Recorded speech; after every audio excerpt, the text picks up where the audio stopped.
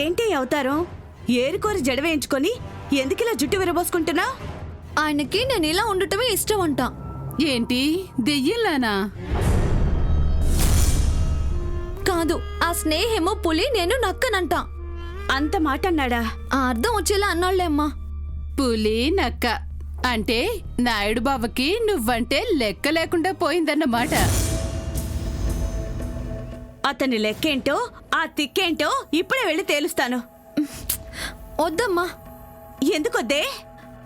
నాకు ఆ జడ కుప్పెలు కావాలి. ఇప్పుడే కదా తీసి పారేశావు.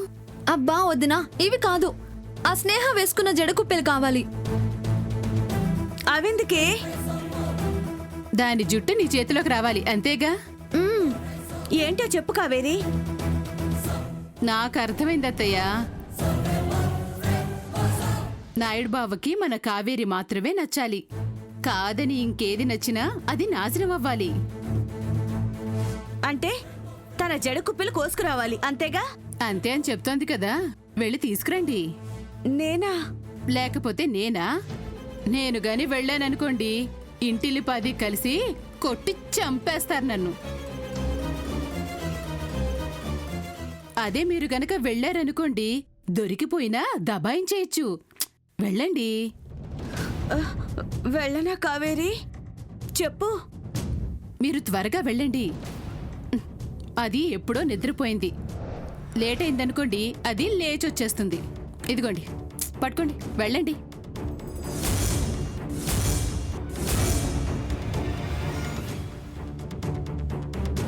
వెళ్ళండి.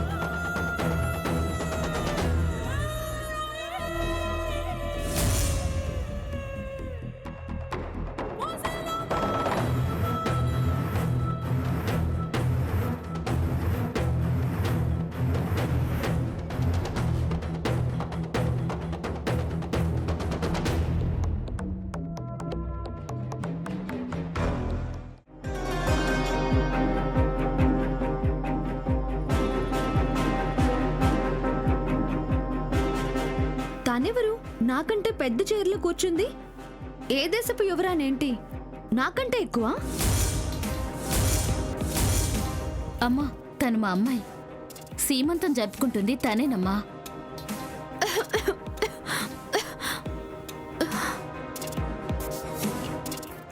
సరే, పాలు మరీ వేడిగా ఉన్నాయి, అందుకనే పొరపోయింది. కాస్త చల్లారక తాగుతాను. అయితే కార్యక్రమం మొదలు పెడదామమ్మా. అలాగే కానివ్వండి. అది మీ చేతుల మీదుగా మొదలు పెట్టాలి. మీరే మొదట గంధం పూసి మీ ఇంటి నుండి తెచ్చిన గాజులు వేసి తాంబూలం ఇవ్వాలి. తాంబూలమా? ఏమ్మా, తాంబూలం తేలేదా? తేవాలా?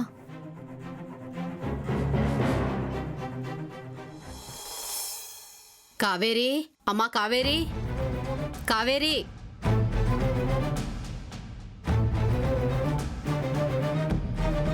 విజయలక్ష్మి గారు, విజయలక్ష్మి గారు.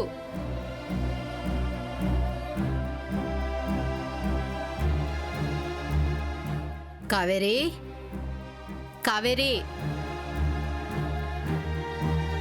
కావేరి, కావేరి. ఏంటమ్మా? స్నేహ, కావేరి వాళ్ళమ్మ వాళ్ళంతా ఎక్కడికి వెళ్ళారు? వదిన కావేరి వాళ్ళమ్మ పొలానికి వెళ్లారు. కావేరి సీమంతానికి వెళ్ళినట్టుంది.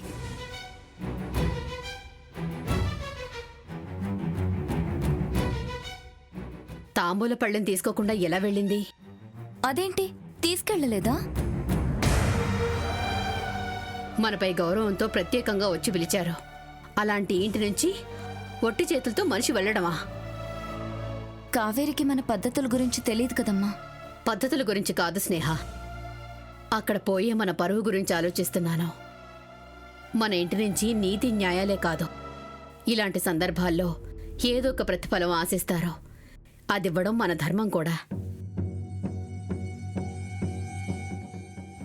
సీమంతం చేసుకుంటున్న ఆడపిల్ల పుట్టింటి వాళ్లకు పెట్టే స్తోమత ఉండొచ్చు, ఉండకపోవచ్చు.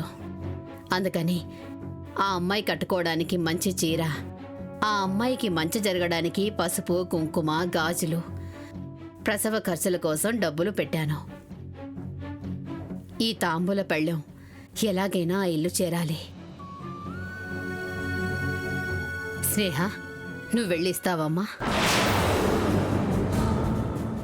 నేనా? శుభం జరుగుతున్న చోటికి నేను వెళ్ళకూడదు. ఇంట్లో నువ్వు తప్ప ఇంకెవరూ లేరు. కావేరి వెళ్ళాక నేనెలా వెళ్తానమ్మా?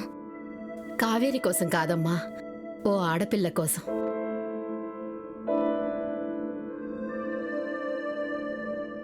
నువ్వేమనుకుంటున్నావో నాకు తెలుసు. నేనే నీ చుట్టూ ఓ లక్ష్మణరేఖ గీశానని కూడా తెలుసు. బంగారు జింక కోసం ఆశపడి గీత దాటమనట్లేదు. మనపై ఆశలు పెట్టుకున్న వాళ్ల కోసం వెళ్ళమంటున్నాను. వెళ్ళు స్నేహ.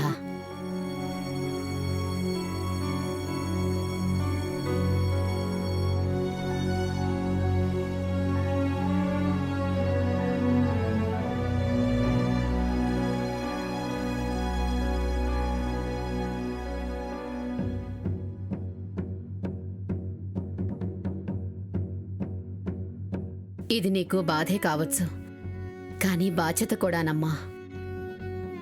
వెళ్ళమ్మా.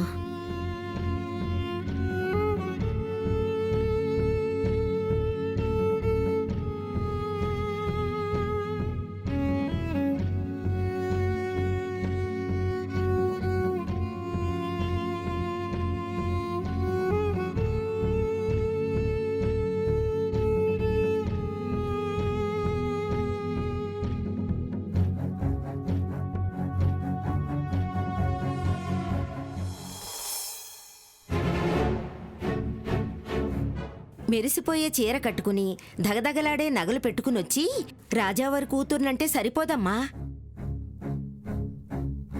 ఆ ఇంటి ఆచార వ్యవహారాలు కూడా తెలుసుండాలి.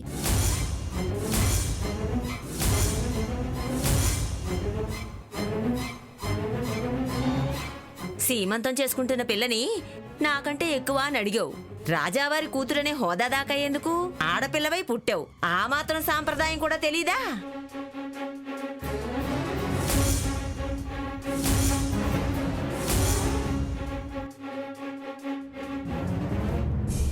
రాజరికం అనేది హోదా కాదు, వ్యక్తిత్వం. అది రక్తంలో ఉండాలి.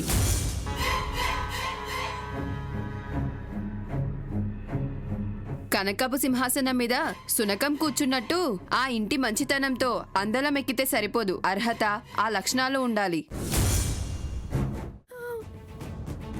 ఏమైందమ్మా? ఎందుకు ఏడుస్తున్నావు? ఆ ముత్తైదువులందరూ నన్ను నోటికొచ్చినట్టు తిట్టారమ్మా. నా తల కొట్టేసినట్టు అయింది. చచ్చిపోవాలనిపిస్తుంది. తనకేమో సన్మానం, నాకేమో అవమానం. నేను తట్టుకోలేకపోతున్నానమ్మా, భరించలేకపోతున్నాను.